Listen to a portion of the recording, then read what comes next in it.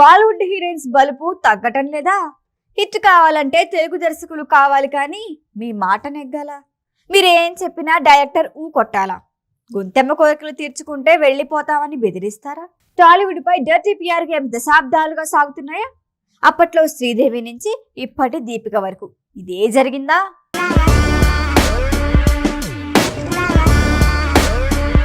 ఒకప్పుడు టాలీవుడ్ అంటే after all అన్నట్లుండేది, కానీ ఇప్పుడు లెక్కలు మారాయి. టాలీవుడ్ ఎవ్వరు ఊహించినంత ఎత్తుకెదిగింది. రాజమౌళి తెరకెక్కించిన బాహుబలితో జోరందుకున్న ప్రయాణం ఆ తర్వాత దూసుకువెళ్ళింది. నార్త్ ఇండస్ట్రీని మన ముందు సాగిపడేలా చేసింది. మన దర్శకుల్లా భారీ పాన్ ఇండియా హిట్లు తీయటంలో బాలీవుడ్ మేకర్స్ ఫెయిల్ అవుతున్నారు. అందుకే హిట్ కావాలంటే సౌత్ డైరెక్టర్ ఉండాలని ఫిక్స్ అయిపోయారు. వాళ్ళ సక్సెస్ కోసం మనోళ్లతో సినిమాలు తీస్తున్నారు, కానీ దక్షిణాది పరిశ్రమని ఎదుగుదల చూసి ఓర్వలేకపోతున్నారు.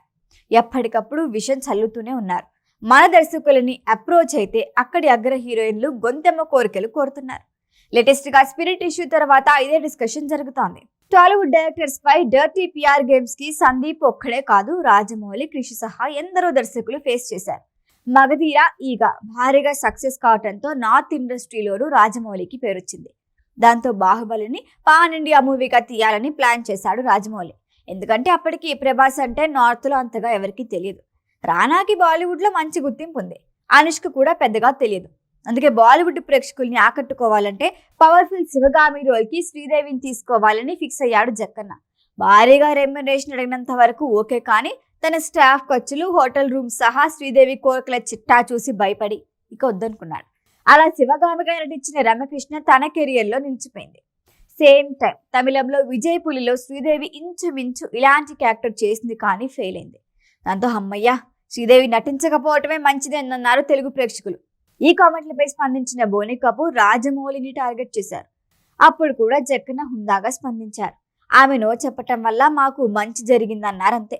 రాజమౌళి తర్వాత బాలీవుడ్ డర్టీ పిఆర్ గేమ్స్ కు బలైన మరొక తెలుగు దర్శకుడు క్రిష్.